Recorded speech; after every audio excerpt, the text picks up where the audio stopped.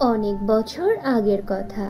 রূপনগর রাজপ্রাসাদে রাজা ধনুরাজ সিং তার দুই স্ত্রী রানী লতিকা দেবী ও রানী চন্দ্রিকা দেবীর সাথে একসাথে বাস করত। রাজা ধনুরাজ সিং তার দুই স্ত্রীকেই সমানভাবে ভালোবাসত, কিন্তু রানী লতিকা দেবী ভীষণ হিংসুটে ছিল। সে রানী চন্দ্রিকা দেবীকে একদমই সহ্য করতে পারত না। এভাবেই খোঁচাখুচি করতে করতে সময় পার হতে থাকে। রাজপ্রাসাদে খুশির বন্যা বইছিল, কারণ রাজ পরিবারে নতুন সদস্যের আগমন হতে চলেছে। দুই রানী মা হবে। রাজা ধনুরাজ সিং রাজকার্য নিয়ে ব্যস্ত ছিল। সেই সময় তার কাছে খুশির বার্তা পৌঁছে যায় যে তার মহলে একজন নয়, বরং দুইজন রাজকুমারী জন্ম নিয়েছে। এ কথা শুনে রাজা ধনুরাজ সিং খুশিতে নেচে ওঠে, আর সে তড়িঘড়ি করে রানী চন্দ্রিকা দেবীর ঘরে যায়। আর তখনই চন্দ্রিকা দেবীর দাসী রাজা ধনুরাজ সিংকে জানায়, মহারাজা ক্ষমা করবেন, অনেক দুঃখের সাথে আপনাকে জানানো হচ্ছে যে রানী চন্দ্রিকা দেবী আর আমাদের মাঝে বেঁচে নেই। রাজকুমারীকে জন্ম দেওয়ার সময় রানী মারা গিয়েছেন। এই কথা শুনে রাজা ধনুরাজ সিং এর মন ভেঙে যায়। সে তার নবজাতক রাজকুমারীকে কোলে নিয়ে কান্নায় ভেঙে পড়ে। রানী চন্দ্রিকা দেবীর জন্য তার ভীষণ কষ্ট হয়। কিন্তু এই খবর যখন রানী লতিকা দেবীর কানে যায়, তখন তার খুশির কোনো সীমা থাকে না। সে খুশিতে নাচতে নাচতে তার বোন কমলাকে বলে, আরে বাহ, আপনার ভবিষ্যৎবাণী তো সত্যি সত্যি ফলে গেল। আপনি তো ঠিকই বলেছিলেন যে চন্দ্রিকা বেশি দিন টিকবে না। আমার রাস্তার কাঁটা খুব শীঘ্রই দূর হয়ে যাবে। এখন আমি একমাত্র রানী, যে কিনা রাজা ধনুরাজ সিং এর স্ত্রী। আমি রানী লতিকা দেবী। লতিকা, এত খুশি হওয়ার কোনো কারণ নেই। রাজা ধনুরাজ সিং রানী চন্দ্রিকার জন্য ভীষণ কান্না করছিল। আমি মহারাজকে সান্ত্বনা দিতে গিয়েছিলাম, কিন্তু মহারাজ তো রাজকুমারীর দিকে ফিরেও তাকায়নি। আর তখন আমি একটা অদ্ভুত জিনিস খেয়াল করলাম। রানী চন্দ্রিকা দেবীর মেয়ে, আমি তোমাকে কিভাবে বলি, বাচ্চাটি এত বেশি সুন্দর, একদম পরীদের মতো দেখতে। গায়ের রং দুধের মতো ফর্সা, রাজকুমারীর চুল সোনার মতো ঝলমল করছিল, আর রাজকুমারীর চোখ নীল পদ্ম ফুলের মতো ফুটে উঠেছিল। সত্যি বলছি, রাজকুমারী ভীষণ সুন্দর। তবে আমার ভবিষ্যৎবাণী বলছে রাজকুমারীর এই সৌন্দর্য পুরো রাজ্যের সবাইকে পাগল করে দেবে, দেখে নিও। দুই বোন রাজকুমারীকে নিয়েই কথা বলছিল। ঠিক সেই সময় লতিকা দেবীর ঘরে রাজা ধনুরাজ সিং সদ্য জন্ম নেওয়া রানী চন্দ্রিকার মেয়েকে কোলে করে নিয়ে আসে। জাহাপনা, আসুন আর আমাকে যাওয়ার অনুমতি দিন। মহারাজ, রানী চন্দ্রিকার কথা শুনে আমার ভীষণ কষ্ট হচ্ছে। রাজকুমারীর জন্য খুব দুঃখ হচ্ছে। দিন, রাজকুমারীকে আমার কোলে দিন। আর আপনি কোনো চিন্তা করবেন না। আমার নিজের মেয়েকে আমি যেভাবে লালন পালন করব, ঠিক সেইভাবেই আমি রানী চন্দ্রিকার মেয়েকেও লালন পালন করব। ওদের দুজনকে আমি সমানভাবেই ভালোবাসবো জাহাপনা। আমি ওদের দুজনের মধ্যে কখনোই ভেদাভেদ করব না। রানী লতিকা দেবী, আমি তোমার থেকে এমন ব্যবহারই আশা করেছিলাম। তোমার কথায় আমি চিন্তামুক্ত হয়েছি রানী। তবে আমাকে এখন রাজ্যের বাইরে যেতে হবে।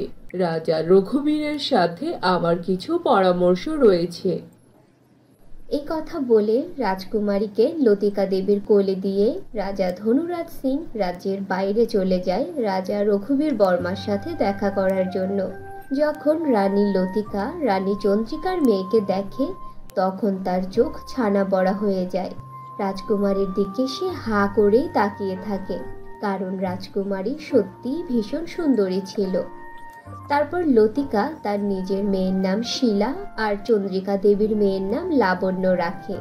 কিছু সময় পরে লতিকা তার বোনকে তার ঘরে ডাকে আর তাকে বলে, আরে আপা, আপনি তো একদম ঠিক কথাই বলেছেন।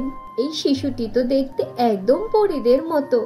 এর সামনে তো আমার মেয়ে কিছুই না। যতদিন ওই চন্দ্রিকা বেঁচে ছিল ততদিন ও আমার মাথার উপরে রাজ করেছে, আর এখনো মরে গিয়েছে, কিন্তু আমার মাথার উপর ওর মেয়েকে দিয়ে গেছে রাজত্ব করার জন্য। না, এমনটা আমি কোনোভাবেই হতে দিব না। আপা, আপনি কি কিছু করতে পারবেন এই বাচ্চাটির? হ্যাঁ, অবশ্যই পারবো বোন আমার, তুই কোনো চিন্তা করিস না। এখন পর্যন্ত চন্দ্রিকার মেয়েকে কেউ দেখেনি। তুই যদি চাস তাহলে আমি কোনো জাদুকরের কাছে এই মেয়েকে নিয়ে এর চেহারা সারা জীবনের জন্য কুৎসিত আর বিচ্ছিরি বানিয়ে দেব। এই কথা শুনে রানী লতিকা দেবী জলদি করে তৈরি হয়ে নেয়।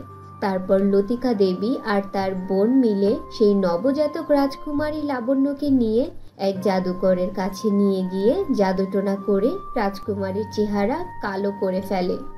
বেচারি রাজকুমারী, যে কিনা এখন পর্যন্ত দুনিয়ার আলোটুকু পর্যন্ত দেখেনি, সেই জাদুকর তাকে জাদুটোনা করে সারা জীবনের জন্য ন্যাড়া করে দেয়, যাতে আর কখনো তার মাথায় চুল না গজায়। বেচারি রাজকুমারীর গায়ের রং একদম কালো হয়ে গিয়েছে। তাকে দেখতে কুচকুচে কালো কাকের মতো দেখাচ্ছিল, আর তার মাথায় একটাও চুল ছিল না। সে একদম টাক মাথা হয়ে গিয়েছিল, যা দেখে রানী লতিকা দেবী খিলখিল করে হেসে ওঠে। এখন এসেছে ওর পাহাড়ের নিচে। যখন এই মেয়ে বড় হয়ে যাবে তখন না জানি ওকে দেখতে কতটা কুৎসিত আর বিচ্ছিরি লাগবে। এখন তো ব্যাস শুধু আমার মেয়ে শিলারই চর্চা হবে সব জায়গায়। আমার মেয়ে একমাত্র সুন্দরী রাজকুমারী। এই ন্যাড়া কুচকুচে কালো কাককে তো কেউ রাজকুমারী বলেও ডাকবে না। আর এই সব কিছু চিন্তা করে লতিকা মনে মনে হাসতে থাকে। এভাবে দিন পার হয়ে যায়, আর দেখতে দেখতে শিলা আর লাবণ্য অনেক বড় হয়ে যায়। লাবণ্যকে তার গায়ের রং আর তার ন্যাড়া মাথার জন্য সবার কাছে ভীষণ কথা শুনতে হয়। সবাই লাবণ্যকে নিয়ে অনেক ঠাট্টা তামাশা করতে থাকে। কিছুদিন পরে শিলা আর লাবণ্যর জন্মদিন চলে আসে, আর এইবার রাজা ধনুরাজ সিং তার দুই মেয়ের জন্মদিন অনেক ধুমধাম করে পালন করে। রাজা মেয়েদের জন্মদিনে রাজ্যের সবাইকে দাওয়াত দেয়। জন্মদিনের অনুষ্ঠানে শিলার কিছু বান্ধবী লাবণ্যকে নিয়ে ঠাট্টা করতে করতে বলে, আরে দেখ দেখ, এই কুচকুচে কালো রাজকুমারীকে, টেকো বেল আর কালো ভূতের মতো ঘুটঘুটে রাজকুমারী আমি আজ পর্যন্ত দেখিনি। রাজকুমারী তো শুধু একজনকেই লাগছে, আর সে হলো শিলা। কে জানি এইরকম বৎসরতার বিচ্ছিরি মেয়ে রাজকুমারী হয়ে জন্ম নিল কিভাবে। একে তো রাজকুমারী বলতেও আমাদের লজ্জা লাগছে, ন্যাড়া রাজকুমারী। যদি আজকে শুধু তোর জন্মদিন না হতো তাহলে আমরা কখনোই এখানে আসতাম না শিলা। আর যদি এর জন্মদিন হতো তাহলে তো কোনো প্রশ্নই ওঠে না। এত কুৎসিত মেয়ের জন্মদিনের পার্টিতে কেউ আসবেই বা কেন? আমরা তো সবাই শিলা শুধু তোর জন্যই এখানে এসেছি। হ্যাঁ। ছোট্ট একটা গ্রামে এক দর্জি মা তার 5 মেয়ের সাথে থাকতো। সে অনেক সুন্দর সেলাই কাজ করতে পারত। গ্রামের সবাই শাড়ি, ব্লাউজ, লেহেঙ্গা, 3 পিস সব তার কাছেই সেলাই করতে দিত, কিন্তু এর বিনিময়ে তাকে খুব অল্প টাকাই দিত, যা দিয়ে তার সংসার ঠিকঠাক ভাবে চলতো না। ফারজানা আন্টি, আমি আপনাকে যেই লেহেঙ্গাটা সেলাই করতে দিয়ে গিয়েছিলাম সেটা কি সেলাই করা হয়ে গিয়েছে? হ্যাঁ মা, হয়ে গিয়েছে। ঠিক আছে ফারজানা আন্টি, এখন আমি আপনাকে আরো একটা লেহেঙ্গা সেলাই করতে দিব। এই দেখুন, এই যে এই ডিজাইনটা, ঠিক এই ডিজাইনের একটা লেহেঙ্গা বানাবেন, একদম সেম টু সেম ডিজাইন, ঠিক আছে? এটা আমি আমার এঙ্গেজমেন্টে পরব, দ্রুত সেলাই করে দিবেন কিন্তু। হ্যাঁ হ্যাঁ, অবশ্যই। তুমি আজ পর্যন্ত আমাকে যতগুলো ডিজাইন দেখিয়েছো, আমি তো তোমাকে ঠিক সেই ডিজাইনেরই অতগুলো লেহেঙ্গা আর 3 পিস সেলাই করে দিয়েছি। এটাও দিতে পারবো, কোনো সমস্যা নেই, কিন্তু এটার প্রাইসটা একটু বেশি পড়বে। আসলে এই ফ্যাব্রিকটা অনেক পিছলা, আর তাছাড়া এটা অনেক দামি ফ্যাব্রিক, তো তাই খুব সাবধানে সেলাই করতে হবে। ফারজানা আন্টি, এইসব নিয়ে আপনার টেনশন করতে হবে না। আপনি দ্রুত আমার লেহেঙ্গাটা সেলাই করে দিন, আমি আপনাকে আপনার টাকা বুঝিয়ে দেব। এই কথা বলে এলিনা তার লেহেঙ্গা নিয়ে সেখান থেকে চলে যায়। টানা 3 দিন পরিশ্রম করে ফারজানা এলিনার জন্য লেহেঙ্গা তৈরি করে। ওই লেহেঙ্গাটার ডিজাইন অনেক বেশি সুন্দর ছিল। ওই লেহেঙ্গাটা দেখে তার 5 মেয়ে অনেক খুশি হয়।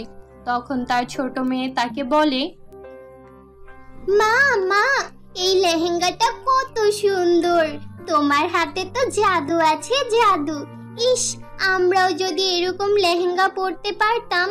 আমাদের মা দর্জি, কিন্তু তবুও আমরা ভালো কাপড় পরতে পারি না। তুমি সবাইকে কত ভালো ভালো কাপড় বানিয়ে দাও, আর আমাদেরকে লোকের বেঁচে যাওয়া কাপড় দিয়ে কাপড় বানিয়ে দাও।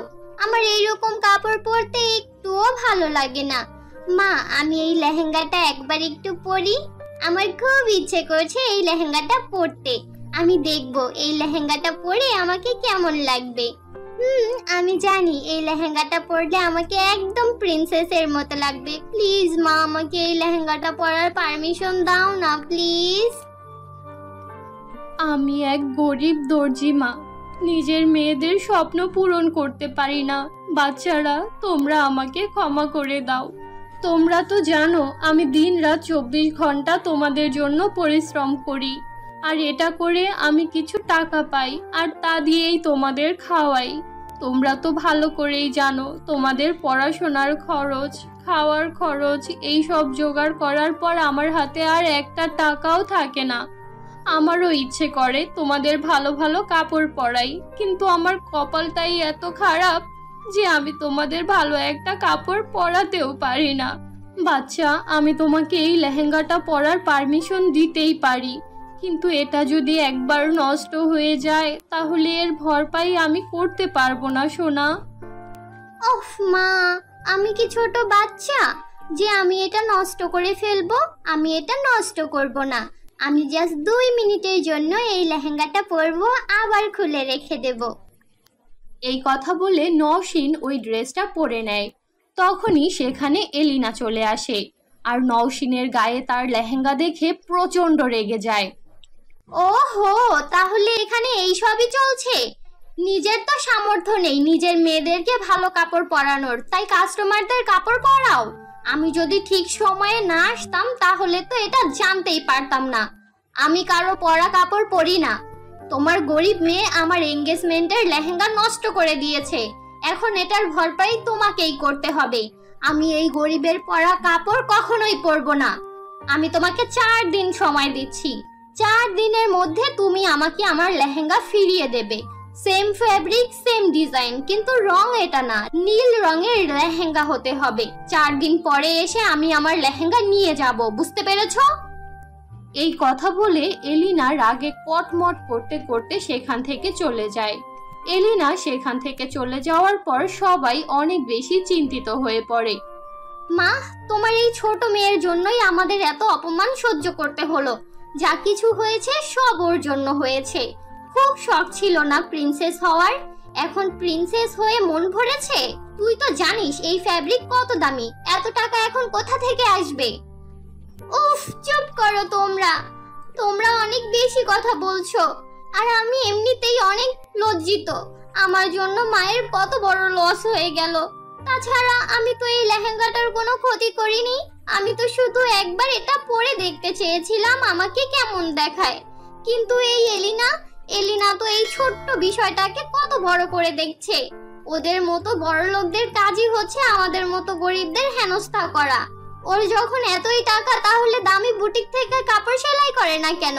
আমার মার কাছে কেন কাপড় সেলাই করতে দেয়? 1000 টাকার সেলাই 100-200 টাকা দিয়ে সেলাই করে নিয়ে যায়। ওফ, তোমরা চুপ করো। এমনিতেই আমি অনেক ঝামেলার মধ্যে আছি, তার উপর তোমরা 5 বোন সারা দিন কুকুর বেড়ালের মতো লেগে থাকো। আমার আর ভালো লাগে না, সবকিছু ছেড়ে চলে যেতে ইচ্ছে করে।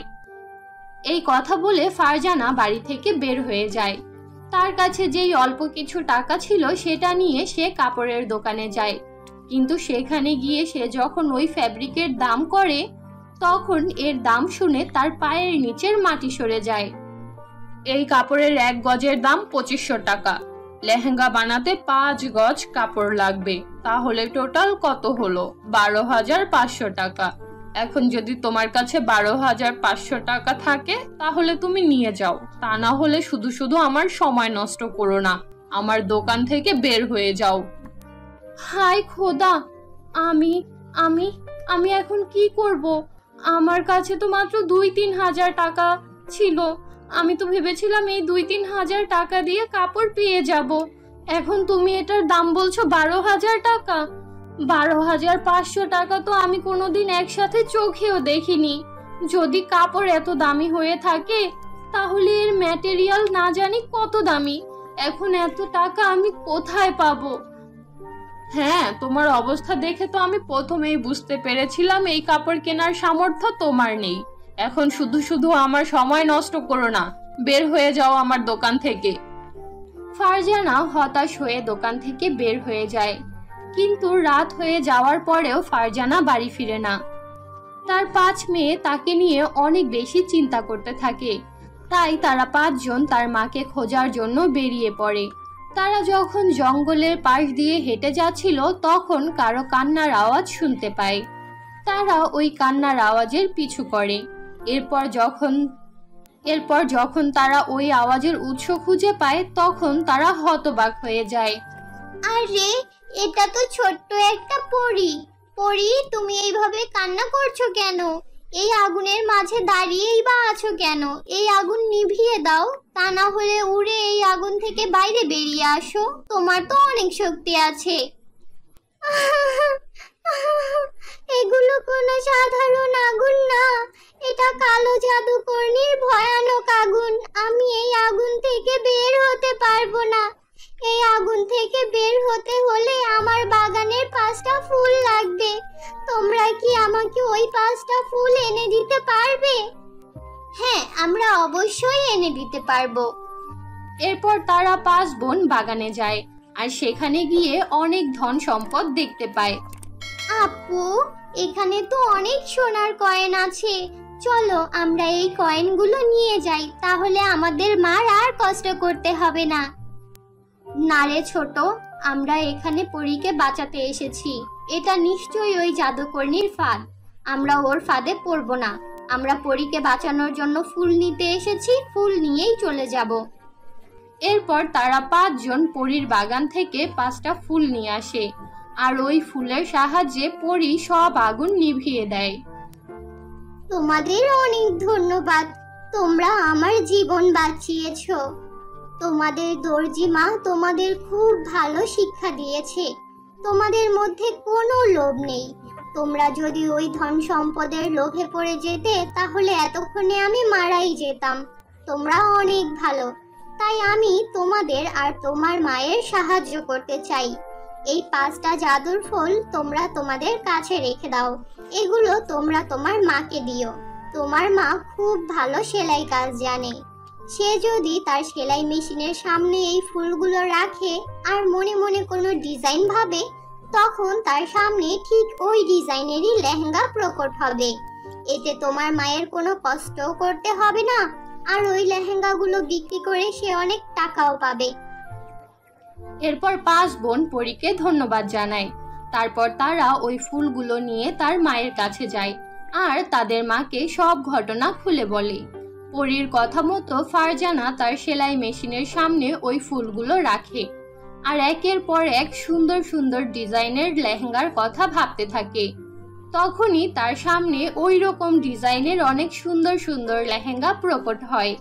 ওগুলো বিক্রি করে সে এলিনাকে তার লেহেঙ্গার টাকা ফিরিয়ে দেয়।